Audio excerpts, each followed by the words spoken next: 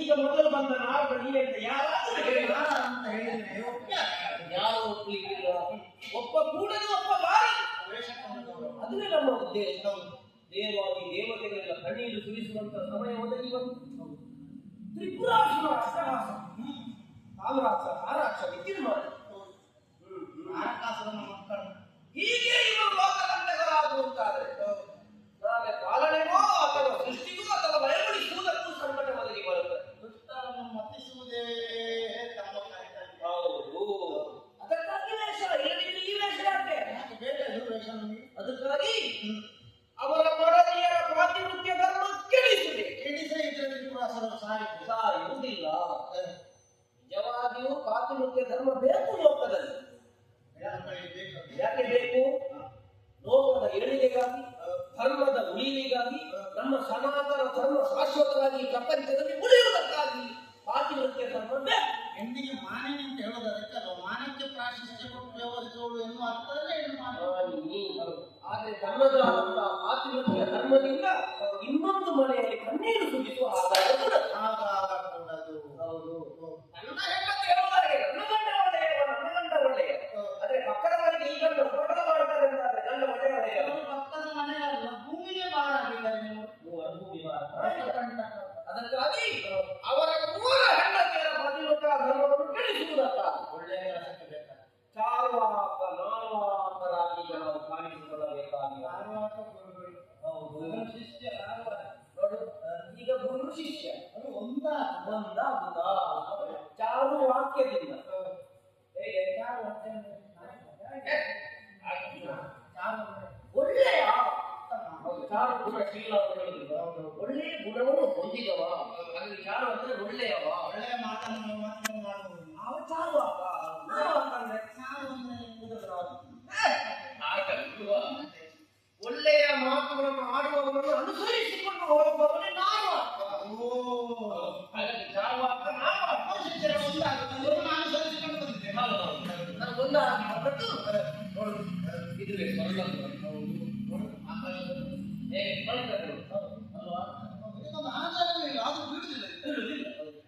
ಒಂದು ವಾರಗಳಿಂದ ಗೋಚರಿಸುತ್ತಾ ಇದೆ. ಹೌದು, ನಾವು ಮೊದಲು ಇಲ್ಲಿಂದಲೇ ಆರಂಭ ಮಾಡಬೇಕು. ಈ ಎಲ್ಲಿಯಾದ್ರೂ ಕೆಡಿಸುತ್ತಾ ಹೋದೆವು ಅಂತಂದ್ರೆ ಮತ್ತೆ ನಮಗೆ ದಾರಿ ಸುಖ ಮಾಡುತ್ತದೆ. ಊರಲ್ಲಿ ಅಣ್ಣ ಇಲ್ಲೇ ಇರ್ತದೆ. ಹಾಗಾಗಿ ಅಣ್ಣನೇ ಮನೆ ಒಳಗೆ ಬೇಕು ಅಲ್ವಾ? ಹಾಗಾಗಿ ನಾವು ಬಂದದ್ದು ಯಾಕೆ? ಅಣ್ಣಗೆ ಮುಟ್ಟಿಸಬೇಕು ಅಂತ ಗೊತ್ತಾಗಬೇಕಲ್ವಾ?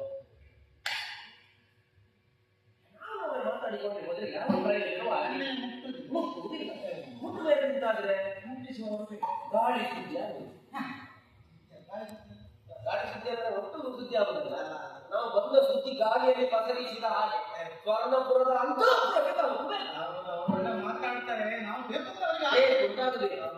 ನಮ್ಮ ಸಿದ್ಧಾಂತ ಈ ಸಲ ಚಾರುವಾಕ ಸಿದ್ಧಾಂತ ತ್ರಿಪುರಾಸುರರು ಅದೇನಾಗಿ ಮಾತ್ರ ಹಾಗಾಗಿ ಇದನ್ನೇ ಬೋಧಿಸುತ್ತ ನಾವು ಈಗ ಬಂದದ್ದು ಗೊತ್ತಾಗಲಿಲ್ಲ.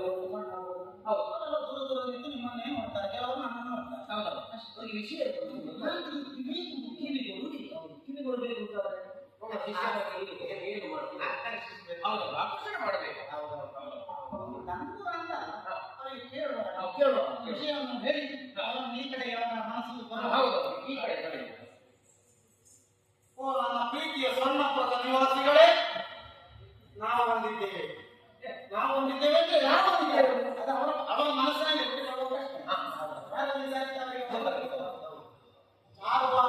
ನನ್ನ ಗುರುಗಳು ಅಲ್ಲ, ಇವರು ಲೋಕಕ್ಕೆ ಗುರುಗಳು. ಯಾವ ಗುರುಗಳು ಬಂದಿದ್ದಾರೆ, ಒಳ್ಳೆಯ ಮಾತುಗಳನ್ನು ಆಡ್ತಾರೆ. ನಿಮಗೆ ಬದುಕಿಗೆ ಬೇಕು ಅದನ್ನೆಲ್ಲ ಬದುಕನ್ನು ಯಾವ ರೀತಿ ಮುಂದುವರಿಸಿಕೊಂಡು ಹೋಗಬೇಕು, ಬದುಕಿನಲ್ಲಿ ಏನೆಲ್ಲ ಬೇಕು ನಿಮಗೆ, ಯಾವ ರೀತಿ ಹಿರಿಯರಲ್ಲಿ ಗೌರವ ಕೊಡಬೇಕು, ಹಿರಿಯರನ್ನು ಪ್ರೀತಿಸಬೇಕು, ಅದೆಲ್ಲ ಹೇಳ್ತಾರೆ ಅವರು. ಬಹಳ ಒಳ್ಳೆಯ ಮಾತಾಡ್ತಾರೆ ನಮ್ಮ ಗುರುಗಳು.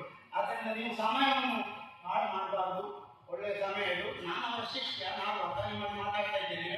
ಅದಕ್ಕಾಗಿ ನಿಮ್ಮ ಅಮೂಲ್ಯವಾದ ಸಮಯವನ್ನು ನೀವು ಈ ಕಡೆ ಕೊಟ್ಟು ನಮ್ಮ ಗುರುಗಳ ಮಾತುಗಳನ್ನು ಕೇಳಬೇಕು ಅಂತ ನಾನು ನಿಮ್ಮಲ್ಲಿ ವಿನಂತಿಸಿಕೊಳ್ತಾ ಇದ್ದೇನೆ. ಹೌದಾ ಈ ಕಡೆ ನೋಡ್ತಾ ಇದ್ದಾರೆ ಎಲ್ಲ ಕಿವಿ ನೆಟ್ಟಗೆ ಆಯ್ತು. ನಮ್ಮ ಕಡೆ ಗಮನ ಬರ್ತಾ ಉಂಟು ಕೆಲವರು ಹಾಗಾದ್ರೆ ಆರಂಭ ಈಗಲೇ ಅವರು ಕೇಳಬೇಕು ಅಂತ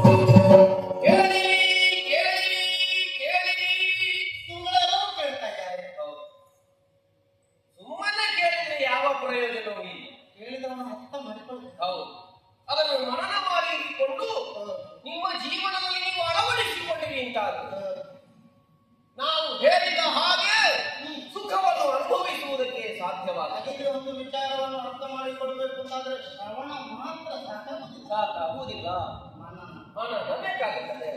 ಶ್ರವಣ ಮಂಥನ ಮತ್ತು ಮತ್ತೊಂದು ಹೌದು ಕಡಿಮೆ ಮತಿಸಬೇಕು. ನನ್ನ ಬೆಣ್ಣೆ ಕಣ್ಣಿ ಕಾಣ್ತದೆ, ಕಾಣುವುದಿಲ್ಲ, ಕಡೆದಾಗ ಸಿಗ್ತದೆ. ಮನಸ್ಸು ಎಂಬ ಮೊಸರನ್ನು ಬುದ್ಧಿಯಿಂದ ಕಡೆದಾಗ ಹೊಸ ವಿಚಾರ ಗೊತ್ತಾಗುತ್ತದೆ. ಹೌದು. ಹಾಗೆ ಈ ಪ್ರಪಂಚದಲ್ಲಿ ನೀವೆಲ್ಲ ಎಲ್ಲರೂ ಇಷ್ಟರವರೆಗೆ ಭಾವಿಸಿದ್ದು ಸುಖ ಅಂದ್ರೆ ಏನು, ಸುಖಕ್ಕೆ ಸಾಧನ ಯಾವುದು, ಈ ಪ್ರಪಂಚದಲ್ಲಿ ಸುಖವನ್ನು ಅನುಭವಿಸುವುದು ಹೇಗೆ, ಬೇರೆ ಎಲ್ಲಿಯೋ ಹೋಗಿ ಸುಖವನ್ನು ಅನುಭವಿಸುವುದಕ್ಕಾಗುವುದಿಲ್ಲ. ಇಲ್ಲಿದ್ದವರೆಲ್ಲ ಭಾವಿಸಿದ್ದು ಹೇಗೆ, ಸ್ವರ್ಗದಲ್ಲಿ ಮಾತ್ರ ಸುಖ ಇರುವುದು. ಯಾವುದು ಬರುವುದು, ಯಾರು ನೋಡಿದ್ದಾರೆ, ನೋಡಿ ಹೋಗಿ ಬಂದು ಹೇಳಿದವರು ಯಾರಿದ್ದಾರೆ, ಸ್ವರ್ಗದಲ್ಲಿ ಅದು ಉಂಟು ಇದುಂಟು, ಅವರಿದ್ದಾರೆ ಇವರಿದ್ದಾರೆ. ಸುಮ್ಮನೆ ಯಾರು ಹೇಳಿದನ್ನು ಕೇಳಿಕೊಂಡು ಅದನ್ನೇ ಇವನು ಕಣ್ಣಿಗೆ ಕಾಣದನ್ನು ನೋಡಿ ಅದನ್ನೇ ನಂಬಿ ಮೂಕ ಪ್ರಪಂಚದಲ್ಲಿ ವರ್ತಿಸುವವರ ಕಣ್ಣಿಗೆ ಕಾಣದನ್ನು ನಂಬಬಾರದು ಅಂತ ನೀವು ಹೇಳಿದಂದ್ರೆ ಹೌದು. ಯಾವುದು ನಮ್ಮ ಕಣ್ಣಿಗೆ ಕಾಣುತ್ತದೆ, ಯಾವುದು ನಮ್ಮ ಕಿವಿಗೆ ಕೇಳುತ್ತದೆ, ಇದನ್ನು ಮಾತ್ರ ನಾವು ನಂಬಬೇಕಾಗುತ್ತದೆ. ಹಾಗಾಗಿ ಸುಖವನ್ನು ಅನುಭವಿಸುವುದಕ್ಕೋ ಅಥವಾ ಸುಖವನ್ನು ಪಡೆಯುವ ಶಾಶ್ವತವಾಗಿ ಸ್ವರ್ಗ ಉಂಟು ಅಂತ ಯಾವ ಕಾಲಕ್ಕೂ ಭಾವಿಸಕೂಡದು. ಸುಖವನ್ನು ಅನುಭವಿಸುವುದಕ್ಕೆ ಇರುವುದು ನಾವಿರುವ ಲೋಕ ಮಾತ್ರ, ಇಲ್ಲಿಯೇ ಸುಖ. ಒಬ್ಬ ಸ್ವರ್ಗಕ್ಕೆ ಹೋಗಿ ಬಂದು ಸ್ವರ್ಗ ಉಂಟು ಅಂತ ಹೇಳಿ ಒಪ್ಪಿಕೊಳ್ಳುವ ನಾವು ಅಲ್ವಾ? ಹಾಗಲ್ವಾ? ಸುಮ್ಮನೆ ಇದನ್ನೆಲ್ಲ ಯಾರೋ ಒಬ್ರು ಹಾಗೆ ಹೇಳಿದ್ದನ್ನು ಉಳಿದವರೆಲ್ಲ ಆಡುತ್ತಾ ಬಂದು ಅದೇ ಸತ್ಯ ಅಂತ ಭಾವಿಸಿದ್ರು. ನಮ್ಮನ್ನು ವಂಚಿಸಲಿಕ್ಕೆ ಬೇಕಾಗಿಯೇ ಹೇಳಿದ ಮಾತಿಲ್ಲ ಅಲ್ವಾ? ಹಾಗಾಗಿ ಈಗ ಒಪ್ಪಲೇಬೇಕು ಹೌದು ಅಂತ ಯಾರಾದ್ರೂ ಆಧಾರ ಬೇಕು. ಉಂಟಾದ ಯಾರಲ್ಲಿ ಇಲ್ಲ. ಹಾಗಾದ್ರೆ ಸುದ್ದಿರುವುದು ಯಾವಾಗ? ಇಂದು. ನಾಳೆ ಅದರ ಬಗ್ಗೆ ಚಿಂತೆ ಮಾಡಬಾರದು. ಇಂದು ಸುಖ ಪಡಬೇಕು. ಇಂದು ಏನುಂಟು ಏನನ್ನು ಅನುಭವಿಸುವುದಕ್ಕಾಗುತ್ತೆ ಅದನ್ನೆಲ್ಲ ಅನುಭವಿಸಿ ಸುಖವನ್ನು ಸಂಪಾದಿಸಿದ್ರೆ ಮತ್ತೆ ಬೇರೆ ಸುಖವನ್ನು ಅನುಭವಿಸುವುದಕ್ಕಿಲ್ಲ. ಇಲ್ಲ ಹೀಗೆ ಸುಖ ಪಡುವುದು ಏನೂ ಇಲ್ಲ ಅಂತಿತ್ತು. ಬಡವರು ಸುಖವನ್ನು ಅನುಭವಿಸಬೇಕು ಅಥವಾ ಏನಾದರೂ ತಿನ್ನಬೇಕು ಅಂತ ಬಯಕೆ ಆಗಿದೆ. ಏನು ಮಾಡಬೇಕು? ಕೃತ್ವ ಘೃತಂ ಪಿಬೆ. ಸಾಲ ಮಾಡಿ ಆದರೂ ತುಪ್ಪ ತಿನ್ನುವುದು.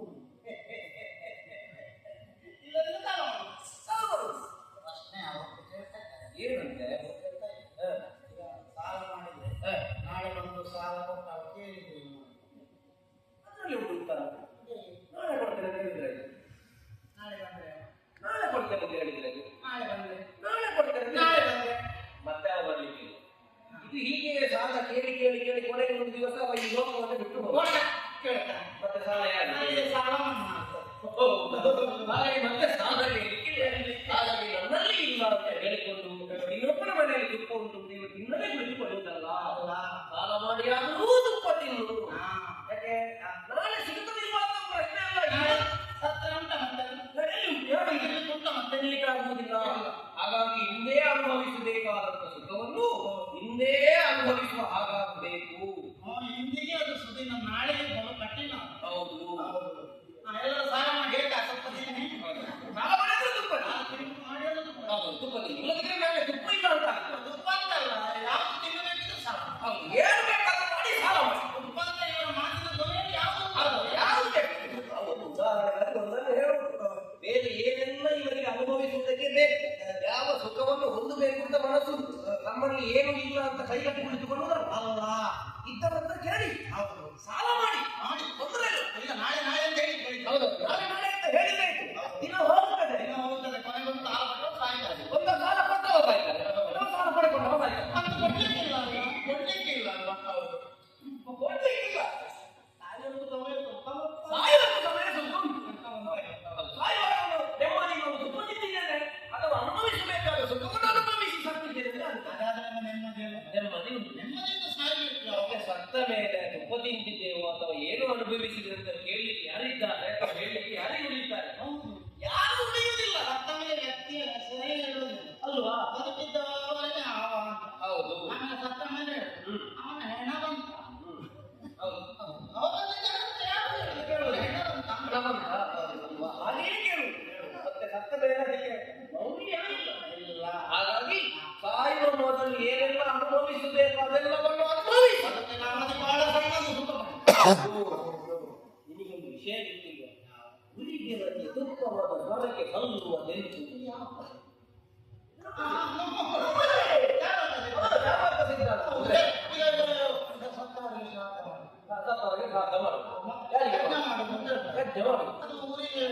ಅವರಿಗೆ ತುಪ್ಪ ಆಮೇಲೆ ತಿನ್ನೋದಲ್ಲ ಯಾರಿಗೆ ಈಗ ನಾವೆಲ್ಲ ಇಲ್ಲಿ ಬಿಟ್ಟು ಹೋಗುತ್ತೇವೆ ಅಂತ ಹೇಳುದು. ದೇಹ ಬಿಟ್ಟು ಹೋಗುತ್ತದೆ, ವಾಸ್ತವವಾಗಿ ಹೋಗುತ್ತದೆ. ಮತ್ತೆ ಸಾಧ್ಯ ಮಾಡುತ್ತದೆ. ಸ್ವರ್ಗವೇ ಇಲ್ವಾ? ಸ್ವರ್ಗವೇ ಇಲ್ಲ ಅಂತ ಹೆಚ್ಚು ಬೇಡ ಬೇಡ. ಈಗ ಇಲ್ಲಿ ತುಪ್ಪ ಬೆಂಕಿಗೆ ಹಾಕಿದ್ದು ದೇವತೆಗಳಿಗೆ ಸಿಗುತ್ತದೆ ಹೌದು ಅಂತಾದ್ರೆ ಈಗ ಅಲ್ಲಿ ಒಂದು ಹೆಜ್ಜೆ ಗುಡ್ಡ ಉಂಟು. ಅದರಿಂದ ಒಂದು 4 ಹೆಜ್ಜೆ ದೂರ ಹೋಗು. ಇಲ್ಲಿ ಆ ಹೆಜ್ಜೆ ಗುಡ್ಡಕ್ಕೆ ತುಪ್ಪ ಸುರಿ. ನಿಮಗೆ ಒಂದು 4 ಹೆಜ್ಜೆ ಮುಂದೆ ಹೋದರೆ ಅಲ್ಲಿಗೆ ಪರಿಮಳ ಉಂಟದ? ಅಲ್ಲಿದ್ದರೆ ಮಾತ್ರ ಪರಿಮಳ. ಮತ್ತೆ ಕಣ್ಣಿಗೆ ಕಾಣದ ಸ್ವರ್ಗಲೋಕಕ್ಕೆ ಅದು ಹೇಗೆ ಪರಿಮಳ ಹೋಗುತ್ತದೆ? ತುಪ್ಪ ಹೌದು. ಅವನಿಗೆ ಬೆಳಗ್ಗೆ ಅನ್ನ ಬಡಿಸಿದ್ರೆ ಅವರ ಹೊಟ್ಟೆ ತುಂಬುತ್ತಲ್ಲ ಬರ್ಬೇಕು. ಹಾಗೆಯೇ ಇಲ್ಲಿ ಸಿಗಬೇಕಾದನ್ನು ಪಡಿಬೇಕು ಅಂತಂದ್ರೆ ಇಲ್ಲಿಯೇ ಪಡೀಬೇಕು. ಎಲ್ಲೋ ಇದ್ರೆ ಪಡೆಯುವುದಕ್ಕಾಗುವುದಿಲ್ಲ. ಹಾಗಾಗಿ ಹಾಗಾಗಿ ಸ್ವರ್ಗ ಎನ್ನುವುದಿಲ್ಲ, ಯಾವುದಿಲ್ಲ, ಸುಖ ಅನುಭವಿಸುವುದಿರುವಂತ ಲೋಕ ಇದು ಮಾತ್ರ. ಹಾಗಾಗಿ ನಾವು ಹೇಳಿದ್ದನ್ನು ಕೇಳಿ ಕೇಳಿ ಕೇಳಿ. ಅಲ್ಲಿ ಕೆಲವರು ಹೇಳ್ತಾರೆ ನೀವು ಹೇಳುವುದು ಧರ್ಮವೇ ಅಂತ. ಚತುಷ್ಟಯಗಳು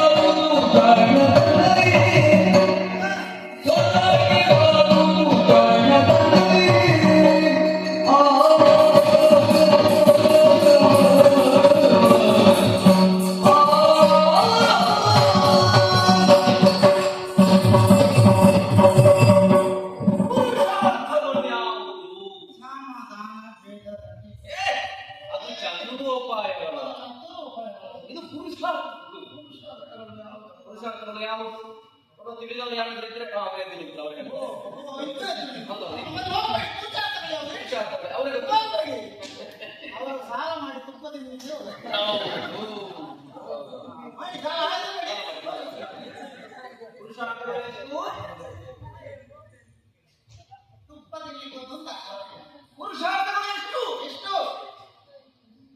ಚತುರ್ ಇಲ್ಲಿ ಯಾರು ಸುಮ್ಮನೆ ಹೇಳೋದನ್ನೆಲ್ಲ ಹೇಳಿ ಕೊಟ್ಟಿದ್ದಾರೆ. ಮತ್ತೆ ಯಾರು ಪುರುಷಾರ್ಥಗಳು ಯಾವುದು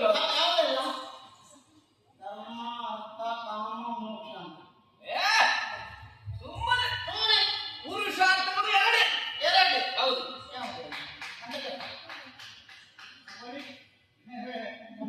ಹೌದು. ಪುರುಷಾರ್ಥಗಳು ಎರಡು, ಒಂದು ಅರ್ಥ ಮತ್ತೊಂದು ಕಾಮ.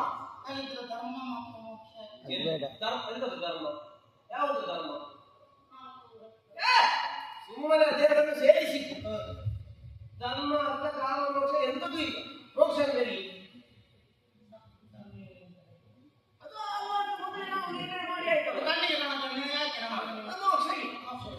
ಕಾಮ ಅಂದ್ರೆ ಏನು?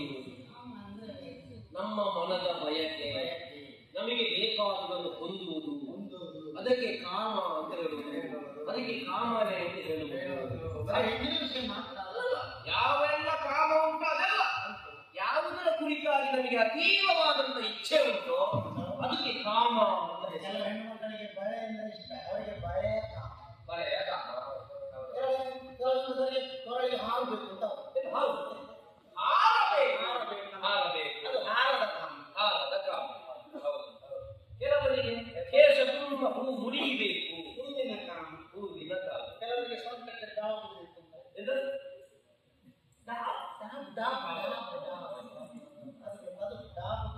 ರಾಮ ಕಾಮ. ಕೆಲವರಿಗೆ ಕಾಲಿಗೆ ಗೆಜ್ಜೆ ಬೇಕು,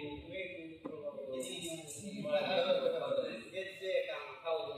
ಕೆಲವರಿಗೆ ಇಷ್ಟು ಉದ್ದದ ಹಾರ ಬೇಕು, ಕೆಲವರಿಗೆ ಸ್ವಲ್ಪ ಗಿಡ್ಡದ ಹಾರ ಬೇಕು. ಹೌದು. ಕೆಲವರಿಗೆ ಇಷ್ಟೇ ಸಣ್ಣದು ಸಾಕಾಗ್ತದೆ. ಸಾಕಾಗ್ತದೆ. ಹೌದು. ಕೆಲವರಿಗೆಲ್ಲ ಕಾಮ ಹೇಗೆ? ಸೀರೆ ಉಟ್ಟರೆ ಇಷ್ಟು ಉಂಟು, ಸೀರೆ ಉಡದೇ ಇರುವ ಅಲ್ಲ ಬೇರೆ ಆಗ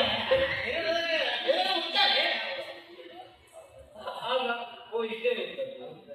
ಅದೆಲ್ಲ ಕಾಮಕ್ಕೆ ಸಂಬಂಧಪಟ್ಟ. ಕೆಲವರಿಗೆ ಸಣ್ಣ ಕಾಮ, ಕೆಲವರಿಗೆ ದೊಡ್ಡ ಕಾಮ ಅಂದ್ರೆ ದೊಡ್ಡ ಇಚ್ಛೆ, ಸಣ್ಣ ಇಚ್ಛೆ, ಪಡೆಯಬೇಕಾದಂತ ಬಯಕೆ. ಕೆಲವರಿಗೆ ಕುಂಡಲ ಕಾಮ. ಕುಂಡಲ ಕಾಮ. ಕಿವಿಗೆ ಬೇಕಾದುದನ್ನು ಒಂದೊಂದು ಸಾಕಾಗುವುದಿಲ್ಲ ಕೆಲವರಿಗೆ.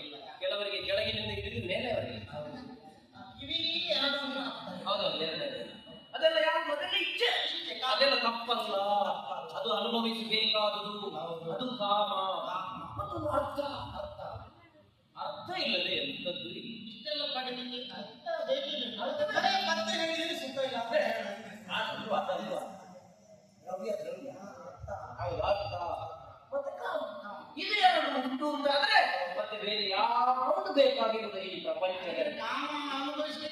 ಸಂಗ್ರಹ ಮಾಡಲಿಕ್ಕೆ ಹೇಗೆ ಸಂಗ್ರಹ ಮಾಡಬೇಕು? ಹೇಗೂ ಸಂಗ್ರಹ ಮಾಡಬಹುದು. ಹಾಗೆ ಹೀಗೆ ಅಂತಿಲ್ಲ. ನಿಮಗೆ ಹೇಗೆ ಮನ ಪರಿವರ್ತನೆ ಆಗ್ತದೋ, ಹೇಗೆ ಮನಸ್ಸು ಬರ್ತದೋ ಹಾಗೆ ನೀವು ಮಾಡಿದ್ರೆ ಆಯ್ತು. ಮತ್ತೆ ಈ ಯಾಗ ಯಜನಾದಿಗಳನ್ನೆಲ್ಲ ತೊಡಗಿಸಿಕೊಂಡು ಅಲ್ಲಿ ನಿಮಗೆ ಧರ್ಮ ಸಿಗುತ್ತದೆ, ಅಲ್ಲಿಂದ ಮೋಕ್ಷ ಸಿಗುತ್ತದೆ, ಯಾವುದೂ ಇಲ್ಲ. ಸುಮ್ಮನೆ ಹಾಳು ಮಾಡ್ತಾರೆ ನೀವು ಅದನ್ನ ನೋಡಿ ಅಲ್ವಾ? ಅದು ಯಾವುದಲ್ಲ.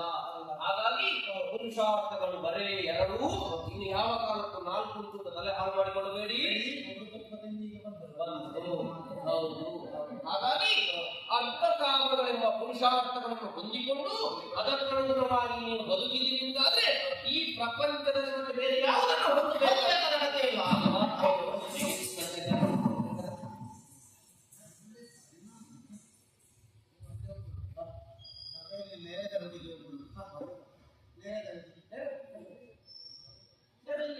ಸಭೆಯಲ್ಲಿ ನಮ್ಮ ಪ್ರವಚನ ಕೇಳುವುದಕ್ಕಾಗಿ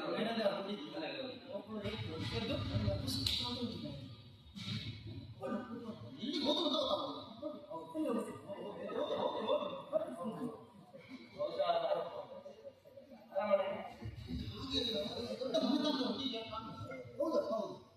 ಹೋಗಿದ್ದಾರೆ. ಒಂದು ಯಾರೆಲ್ಲ ಹೇಳಬೇಕು ಅನ್ನೋ ಸಮರ್ಥದಿಂದ ದೊಡ್ಡ ದೊಡ್ಡ ಹೆಜ್ಜೆ ಹಾಕೊಂಡು ಹೋಗ್ತಾರೆ. ಹೌದಾ? ಹಾಗಾದ್ರೆ ಏನಾದ್ರೂ ಸುದ್ದಿ ಬರ್ಬೋದು. ಹಾಗೆ ನಮ್ಮ ಉಳಿದವರಲ್ಲಿ ಕೂಡ ಹಾಗೆ ಎಲ್ಲ ಹೋಗ್ತಾ ಇದ್ದಾರೆ. ಅವರವರ ಒಬ್ಬರ ಕಿವಿ ಮತ್ತೊಬ್ಬರ ಕಿವಿ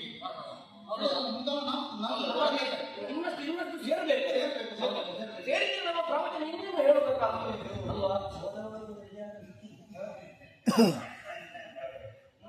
ಮುಟ್ಟಿದ್ರೆ ಉಂಟಲ್ಲ, ನಾವು ಹೇಗೂ ಸ್ವರ್ಣಪುರದ ದಾರಿಯಲ್ಲಿ ಇದ್ದೇವೆ. ಹೌದೌದು, ಸ್ವರ್ಣಪುರದಲ್ಲಿ ನಮ್ಮ ದಾರಿಗೆ ಬಂದ್ರೆ ಅಲ್ವಾ? ಈಗ ನಮ್ಮ ದಾರಿಯಲ್ಲಿ ಮತ್ತೆ ನಮ್ಮ ದಾರಿ ಸ್ವರ್ಣಪುರ ನಮ್ಮದನ್ನು ನಿಲ್ಲಿಸಿದ್ರು ಮೇಲೆ ಇನ್ನು ನಿಲ್ಲಿಸುವುದು ಪ್ರವಚನ ಇನ್ನೂ ಹೌದಾ? ಮುಂದುವರಿಸ್ತಾ